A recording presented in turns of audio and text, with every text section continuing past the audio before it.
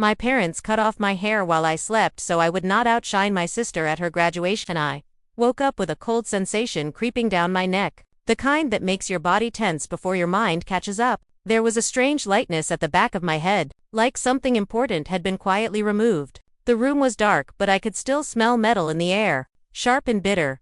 My hand moved on instinct, fingers brushing my skin, and that was when I felt it, or rather, when I felt what was missing. I sat up so fast my head spun, my heart pounding unevenly as I looked down at my pillow and saw long dark brown strands, scattered like something that had been torn away without permission. I stumbled toward the mirror, legs weak, breath shallow, and stared at a reflection that felt unfamiliar. My hair, the hair I had spent almost 10 years growing and caring for, was gone, hacked unevenly, jagged pieces clinging to my shoulders. There was nothing stylish about it, nothing accidental. It looked angry, deliberate, cruel. I scanned the room desperately, hoping for some explanation that did not involve the truth already forming in my chest. A break-in, a nightmare, anything else. Then I saw the scissors on my desk, placed neatly as if they belonged there. The same craft scissors my mother used for coupons and paperwork. Beside them sat a yellow sticky note, my name written in rushed, familiar handwriting. My hands shook as I read it. It said not to worry, that short hair makes you less noticeable, that today was my sister's day, that I should not be selfish. It was signed Mom. I did not scream, I did not cry. I just stood there, as if all sound had drained out of the world. My knees gave out and I slid to the floor, gathering pieces of my hair into my hands like they were something alive, something that had been taken from me while I slept, something I never agreed to lose. In that moment, I understood something I had avoided my whole life. Sometimes the people who say they love you are the same ones who wish you would disappear so someone else can shine brighter. And if they thought this would make me quiet, they were wrong. My name is Grace Miller. I am 23 years old. And I learned early that fairness does not always exist inside a family. There were 4 of us in that house, but the attention only ever belonged to 3, my parents and my younger sister Lily. Lily was everything they admired: bright eyes, effortless charm, confidence that filled a room. When relatives visited, my mother would call Lily out proudly, listing her talents like trophies, ballet classes, language awards, social media praise, and I would be somewhere in the background, clearing dishes or sitting silently. If anyone asked about me, my mother would smile politely and say I was a good girl who never caused problems. And she was right. I never caused trouble, but I was never noticed either. I learned how to make myself smaller without being asked, how to step aside at the right time, how to fade quietly. Lily had piano lessons from childhood. I taught myself guitar from library books. Lily wore new dresses. I wore hand-me-downs. I believed that if I worked hard enough, if I stayed kind and invisible, I would eventually earn love. I was a straight-A student year after year, but during conferences, my achievements were brushed aside. My mother once suggested I try a beauty contest like Lily so I would not seem so dull. When I earned a full scholarship, my father told me to keep it quiet because Lily was upset about a breakup. I remember that breakup clearly. Lily cried because someone unfollowed her online. The house turned into a comfort zone just for her. Food ordered, candles lit, attention centered. I sat nearby studying, unseen when Lily was chosen for a teen magazine shoot. My parents invited everyone over and hung her poster in the living room. When I let my hair grow past my shoulders, my mother frowned and said it hid my face, that I should cut it, that you only highlight what is worth showing, and implied my hair would never make me stand out anyway. I was not someone who liked attention. I did not wear makeup or chase praise, but I still wanted, just once, to feel beautiful in someone else's eyes. Lily's graduation was supposed to be different. I had saved money from my part-time job and bought a navy silk dress. I had taken care of myself quietly, believing this would be the first time I showed up not as a shadow. I was invited to speak as a student mentor. I imagined walking in confident, hair long and neat, not to compete, but simply to exist. I thought if I did everything right, my parents might finally look at me with pride. Instead, they saw me as a threat, as if my appearance alone could steal Lily's spotlight. That night, sitting on the floor with my hair in my hands, I realized love is not always unconditional. Sometimes it is controlled, measured, given only when you stay in your place. And that place had always been behind my sister. The house was quiet that night. No music, no television, just a warm kitchen light and a strange sweet herbal scent. My mother came into my room holding a porcelain cup. She smiled gently and said it was chamomile tea, that I needed rest for the big day. She had never brought me tea before. but I wanted to believe it meant something. I drank it without question. It tasted sweeter than usual, and I went to sleep. When I woke, my body felt heavy, my neck cold. My scream echoed through the house, and no one came. Downstairs, my mother sipped coffee calmly. My father read the paper. They told me it was just hair, that I should not ruin Lily's day, that there should be no distractions. And in that moment, I felt emptier than I ever had before. I turned away and started recording. Every word, every glance, every truth I had doubted for years. Back in my room, I listened to old recordings, comments about my place, about not posting photos, about my hair making Lily fade. It was no longer denial, it was proof. And I knew this was not just about a haircut, it was about my life, my worth, and my silence. At dawn, I called my best friend Hannah, my voice shaking. She arrived without questions, took one look at me, and knew. She listened to the recordings, read the note, and told me we would not stay quiet, not this time. Sitting on the floor surrounded by cut hair and early light, we made a plan, not out of rage, but clarity. And that was the beginning of everything changing. Hannah drove us across town just as the sky was turning pale, neither of us speaking much. The silence felt heavy but focused, like something important was forming between breaths. My reflection in the car window barely looked like me, uneven hair framing a face that felt stripped raw. I kept touching the ends as if expecting them to grow back instantly. Hannah finally broke the silence and said we would fix the hair first, not to erase what happened, but to take control. Back the salon was small and quiet, the kind that smelled faintly of hairspray and old magazines. An older stylist named Claire welcomed us with gentle eyes. She ran her fingers through my hair slowly, carefully, as if handling something fragile. She did not gasp or ask invasive questions. She only said softly that sometimes loss becomes a beginning. I felt my throat tighten, but I nodded, trusting her more than I had trusted my own family. When she finished, my hair was cut into a clean, sharp bob, even and intentional, my jawline exposed, my neck bare. I barely recognized myself, but for the first time since waking up I did not feel broken. I felt awake. Hannah stood behind me in the mirror and smiled, saying I looked strong, like someone who could finally be heard. And I laughed, a real laugh. The first in days. Next came the speech, the one I had originally planned to keep polite and forgettable. I was invited as a mentor for a scholarship program, chosen because of my grades and volunteer work. I had planned to thank my family, praise support systems, say all the safe things people expect. Now those words felt hollow, dishonest. Hannah and I sat at her apartment table, rewriting everything, stripping it down to truth. We chose not to exaggerate, not to dramatize, just to present facts. Moments, voices, proof. I had hours of recordings, but we selected only a few, short and unmistakable, names clear, intentions undeniable. Hannah suggested we edit them into a brief clip, less than a minute, something impossible to ignore but impossible to dismiss. We worked quietly, carefully, backing everything up multiple times, just in case choosing what to wear felt strangely important. Lily would be dressed in something extravagant, sparkling, meant to draw eyes. I did not want to compete, I wanted contrast, clarity. We chose a simple white suit, clean lines, no excess, neutral heels, nothing to distract from my voice. Hannah said I did not need to shine, I just needed to stand there. And for once, that felt enough. By evening, everything was ready, the recordings saved, the speech memorized, my phone fully charged, my hands steady. I looked at myself in the mirror and saw not a victim but a woman who had survived being erased and decided to speak anyway. I slept that night without tea, without fear, knowing whatever happened next would be on my terms.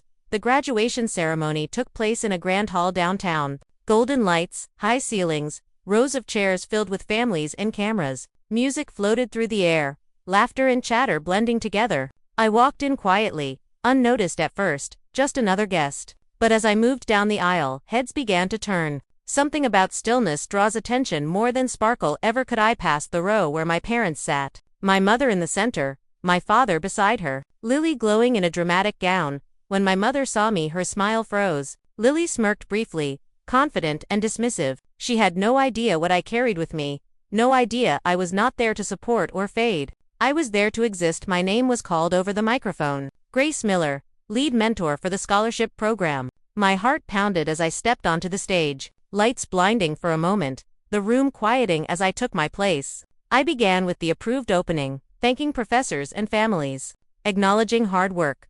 Polite applause followed, Then I paused. I stepped forward, removed the microphone from its stand. The hall fell silent. I lifted my chin and spoke clearly, telling them, before I continued, I needed to share something personal. I explained that the hair they saw had been cut while I slept, not by a stranger, but by my mother. The air shifted instantly, whispers rippled. Bodhi's still die described the tea, the note, the intention behind it, not with anger but with honesty. Then I played the first recording, my mother's voice echoing through the hall, cold and unmistakable, saying I should not be more noticeable than my sister, that my hair made me forget my place. A collective gasp moved through the audience. I continued, explaining how my entire life I had been taught to disappear for someone else's comfort, that being capable or confident was framed as selfish, that silence was expected. I looked toward my family row. Lily's face had gone pale, her hands clenched in her dress. My mother stared at the floor.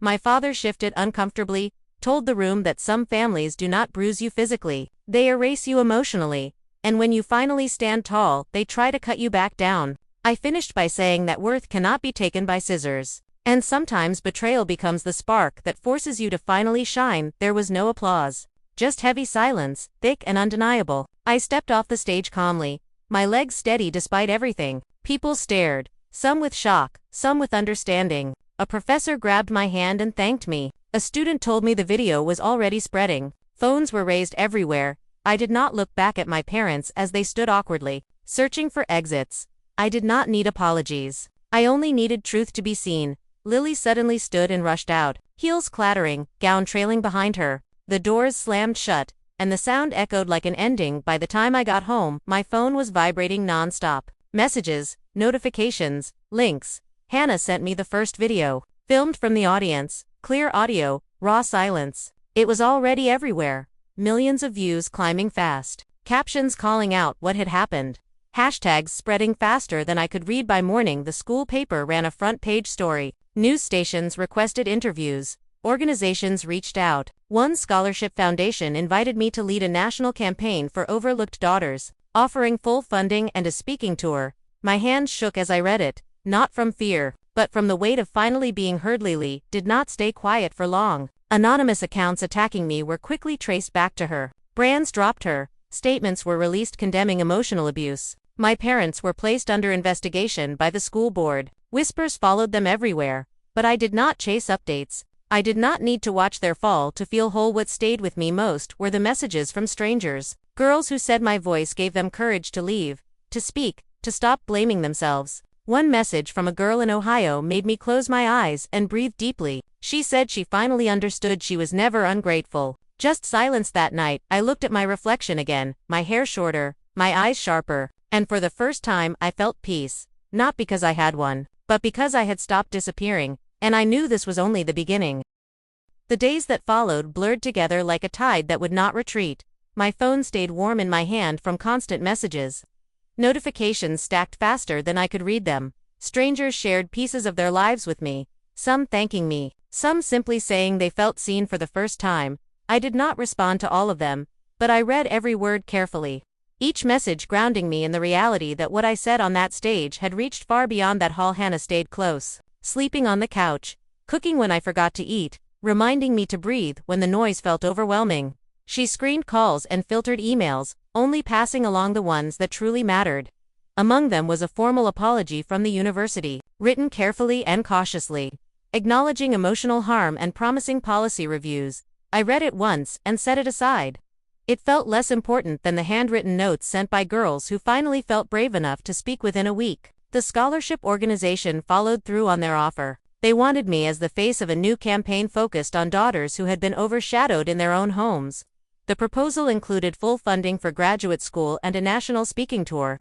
I stared at the email for a long time, remembering how my father once told me to keep my achievements quiet. And now the world was asking me to speak louderly. Silence ended when an online forum uncovered anonymous accounts attacking me. The comments were cruel and defensive, calling me jealous and dramatic. Users traced the accounts back to her email. The truth spread quickly. Brands that once praised her quietly removed her name. Statements were issued distancing themselves from emotional abuse. The attention she had always chased now burned in a way she could not control. My parents attempted to remain invisible, but the investigation made that impossible. The school board confirmed they were being reviewed for misconduct related to emotional harm. People whispered when they passed, and for the first time they tasted what it felt like to be seen without approval. I did not celebrate it. I felt no satisfaction watching their discomfort. It simply felt like a chapter closing on its own. What stayed with me most were the quiet moments. Sitting by the window at sunset, rereading messages like the one from a girl in Ohio who said she finally understood she was never selfish for wanting to shine. Her words settled deep in my chest, replacing something that had been missing for years. I realized I was no longer carrying anger. I was carrying purpose. 3 months passed, and invitations continued to arrive.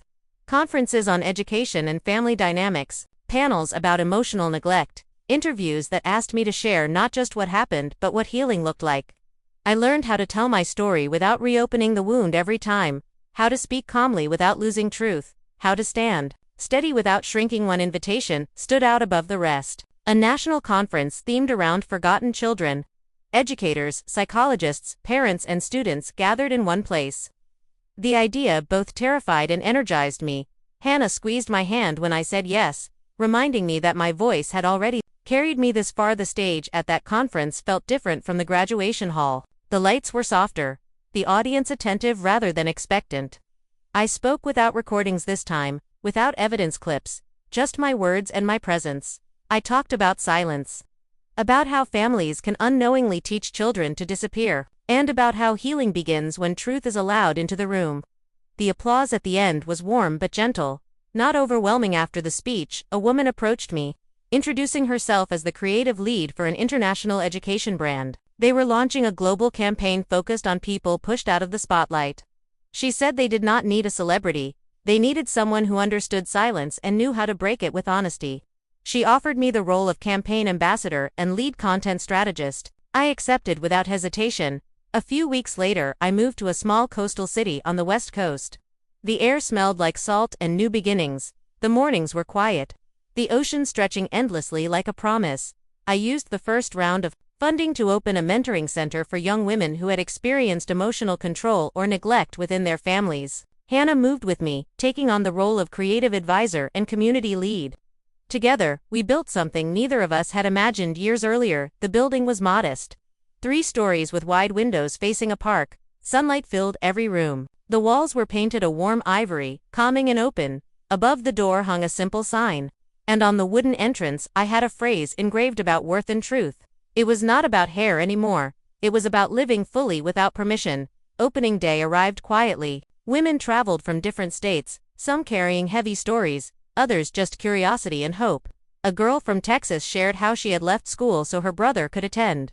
Another from Arizona spoke about being called invisible by her own mother. They listened to one another, nodded in understanding, and left with something lighter in their eyes. I realized then that revenge had never been my goal. I did not need to win against my family to feel whole. What mattered was building a space where no one had to ask to be seen, where voices were not measured against siblings, where worth was not conditional. I had stepped out of the shadow not by pushing someone else aside, but by stepping forward myself. The grand opening ended with laughter and quiet conversations. As the crowd thinned, I stood near the reception desk, feeling grounded, present, complete. That was when the automatic doors slid open again. The room stilled slightly, and I turned to see my family standing there. My mother entered first, wearing a muted outfit and dark sunglasses, her steps cautious. My father followed with his shoulders hunched. Lily trailed behind them, her gaze fixed on the floor. The room held its breath. Some recognized them, others did not. I did not move. I simply watched, feeling no rush of emotion, only clarity. My mother removed her glasses slowly, her eyes red but her smile familiar and controlled. She said she was proud of me. The words felt practiced. I smiled gently and said I was proud too, not to hurt her, but to close the space between who I was and who I had become. My father spoke next, mentioning forgiveness and family. I listened without interruption, then gestured toward a small wooden box on the desk, explaining that apologies here were written clearly, not swept aside, that accountability mattered. They stood silently, unsure. Lily turned away. My mother blinked rapidly. My father pressed his lips together. None of them stepped forward. I turned and walked back toward the main room where young women waited for me to speak about the center's beginnings. I did not look back. When the doors closed behind my family, it felt like a final exhale, not relief, but release later. That evening, I sat alone in my office. A cup of tea warming my hands, a painting on the wall showing a woman standing against the wind, hair flying, posture strong. I thought about the night my hair was cut, about the stage where I spoke the truth, about the door that closed quietly behind my past. I once believed beauty would earn me love, that if I looked right and behaved gently enough, I would be chosen. Now I understood that worth was never something to be granted, it was something to be claimed, and in losing what I thought defined me, I had finally found what truly did. To anyone listening to this story, sitting quietly in a room where they feel unseen, know this: they can cut your hair, they can try to shrink your dreams, but they cannot silence your voice unless you allow it. Speak in your own way. Stand in your own truth. Sometimes one voice is enough to change everything. The weeks after the center opened settled into a rhythm that felt unfamiliar yet deeply grounding. Every morning I unlocked the front door and breathed in the quiet before voices filled the rooms. Sunlight stretched across the floors, the park outside slowly waking. I watched young women arrive carrying notebooks, guarded expressions, stories pressed tightly inside their chests, and little by little I saw shoulders relax as they realized this was not a place that demanded silence. Hannah thrived in this space. She organized workshops, reached out to counselors, coordinated with schools, her energy steady and purposeful. We worked late some nights, sitting on the floor surrounded by flyers and notes, laughing at how neither of us had planned this life, yet somehow it fit perfectly. There was exhaustion, but it was honest. Nothing like the tiredness I used to carry from trying to earn love. Messages still arrived daily. Emails from parents who wanted to learn, from teachers asking how to protect students who faded quietly, from girls who were not ready to speak but needed someone to listen. I answered as many as I could, not as an authority, but as someone who understood what it meant to be overlooked in your own home. One afternoon, a letter arrived with no return address, the handwriting familiar enough to make my chest tighten before I opened it. It was from my mother, written carefully, lines measured. She spoke of regret without naming actions, of pride without accountability. She said she hoped time would soften things. I folded the letter and placed it in a drawer, not out of anger, but because healing did not mean reopening wounds before they were ready. Lily did not reach out at all, her silence louder than any message. Occasionally someone mentioned seeing her online, quieter now, attention gone, but I did not search for her. I had spent too long watching her shadow to turn back now. My focus stayed forward, on the girls sitting across from me, learning they did not have to compete to exist. The campaign I had agreed to represent launched quietly at first, then gained momentum. Interviews followed, not sensational, thoughtful, conversations about emotional neglect, about favoritism that hides behind good intentions. I spoke carefully, refusing to soften truth. Balance mattered. I learned that telling a story responsibly was as important as telling it bravely. Travel became part of my life again. Universities, community centers, conferences, each stage different but the faces similar. Eyes that widened with recognition, nods that said, "You are speaking my life." After one event, a father approached me with tears in his eyes. He said he never realized how often he asked one child to shrink for another. He thanked me for saying what his daughter could not. Moments like that stayed with me long after applause faded. Despite everything, there were nights when the quiet pressed in, when I ran my fingers along my short hair and remembered how it once felt cascading down my back. Grief is not linear, it revisits when least expected, but it no longer consumed me. It passed like a wave instead of a storm. I had learned to let it move through without dragging me under. One evening, as the center closed, a teenage girl lingered by the door, twisting the strap of her bag. She finally said she was scared her family would hate her if she spoke up. I told her fear was not weakness. That silence sometimes feels safer until it costs you too much. I did not tell her what to do. I told her she deserved choice. She smiled faintly and said that was the first time an adult had said that to hers. The seasons shifted. The center expanded its programs, group discussions, art therapy, writing circles. Watching girls put words to experiences they had buried reminded me why I stood on that stage months ago. Not to punish, but to open doors. Each story shared felt like another light switched on in a room that had been dark for too long. My parents did not return, and I did not invite them. Boundaries became my quiet victory. I learned that forgiveness does not require proximity. It requires honesty with yourself. Some relationships change shape, some end, and that is not failure, it is growth. Late one night after a long event, I sat alone in my office, the building quiet, streetlights glowing outside. I poured myself tea and looked at the painting on the wall. The woman standing against the wind, I realized I no longer saw her as me surviving. I saw her as me moving forward. I thought back to the girl I had been, measuring herself against silence, believing love was something to earn. I wished I could sit beside her and say you are already enough. But maybe this work was my way of doing that for others. And for myself, the following month, the campaign released a short documentary, my story woven with others, daughters, sons, siblings who had lived in comparison. The response was overwhelming.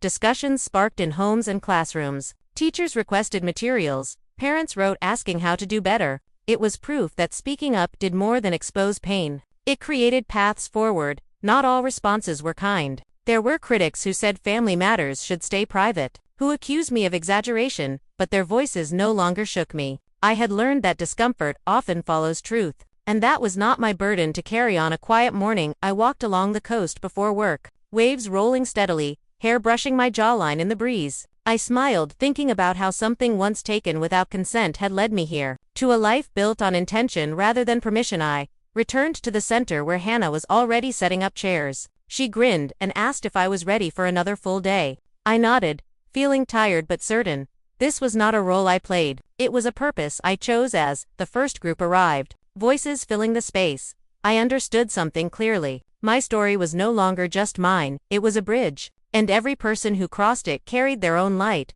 untouched by the shadows they left behind. The grand opening of the mentoring center had passed, but its impact lingered in ways I could feel every single day. The rooms no longer felt new, they felt lived in, filled with voices that no longer whispered, laughter mixed with difficult conversations. Healing did not arrive all at once, it came in fragments, a little stronger each time someone chose to speak. On a bright Saturday morning, sunlight poured through the sheer curtains like a gentle promise. The air felt light, almost celebratory. Community members arrived slowly, former students, counselors, a few professors who had followed my journey quietly from afar. Hannah stood near the entrance, greeting everyone with her steady smile, checking names off a list. Her presence grounding as always. I stood near the back of the main room, listening to conversations blend together. A 17-year-old girl spoke excitedly about applying to college, without fear of being told she was selfish. Another woman shared how she had finally confronted her parents with calm honesty. These moments felt more powerful than any stage I had ever stood on. As I spoke with a small group near the window, the automatic glass door slid open softly. The sound shifted the room's energy in an instant. Conversations dipped, not silent but aware. I turned my head slowly, already knowing who stood there. My mother entered first, dressed carefully in neutral tones, dark glasses hiding her eyes, her posture cautious. My father followed close behind, hands in his pockets, shoulders tense. Lily came last, her dress simple now, heels unsteady, gaze fixed downward. They looked smaller than I remembered, not because they had changed, but because I had the room held its breath. Some recognized them, others simply sensed the weight of their presence. I did not rush forward, I did not retreat. I stood still, grounded, watching them approach like figures from a chapter I had already finished reading. My mother removed her glasses slowly, her eyes red, her smile familiar and practiced. She said she was proud of me. The words floated between us, not sharp, not warm, just present. I smiled gently and said I was proud too, because finally I was no longer living as anyone's shadow. My father stepped forward next, speaking quietly about forgiveness and family, about moving on. I listened without interruption, then gestured toward the reception desk where a small wooden box rested. I told them if they wished to apologize, they could write it clearly. That here accountability was not swept aside, that words mattered. They stood there frozen. Lily turned her face away as if hoping to disappear. My mother blinked rapidly. My father pressed his lips into a thin line. None of them reached for the cards. None of them spoke again. I turned away and walked back into the main room, where young women waited for me to speak about building the center. I did not look back. I did not need to. When the doors closed behind my family, it felt like a quiet ending, not dramatic, not loud, simply final. Later that evening, after everyone had gone, I returned to my office, the building calm, lamps casting soft light against the walls. I poured myself tea and sat in the familiar chair, facing the painting I had hung on the first day. A woman standing in an open field, hair lifted by wind, posture unbroken. I saw her differently now. I thought about the night I woke with my hair scattered across the pillow, the cold realization settling in my chest. I thought about the graduation stage. The silence after truth filled the room. I thought about this morning, When my parents stood at the door with apologies, they never wrote I once believed my long hair was my beauty. That if I grew it carefully enough, stayed quiet enough, smiled softly enough, I would be loved. I believed worth was something granted by others. Something fragile that could be taken while you slept. Now I understood that worth had never lived in my hair or their approval. It lived in my voice, in my choices, in the courage to stand even when my hands trembled. Losing what I thought defined me was the moment I finally found myself, if you are listening to this story right now, sitting in a room where you feel unseen, unheard, or smaller than you should be. Remember this: they can cut your hair, they can try to shrink your dreams, they can tell you to wait your turn forever, but they cannot silence your voice unless you let them. You do not need permission to exist fully. You do not need to rebel loudly to be seen. Sometimes all it takes is standing still in your truth, speaking calmly, and refusing to disappear. If you have ever been treated like a background character in your own family, share your story, write it down, speak it when you are ready, because every voice breaks a little more silence, and someone else out there will realize they are not alone. I no longer measure my life by what was taken from me. I measure it by what I built after, a space of light, honesty, and choice. My hair may be shorter now, but my path is clear, my steps steady, and my life, finally my own, and that is something no one will ever be able to cut away.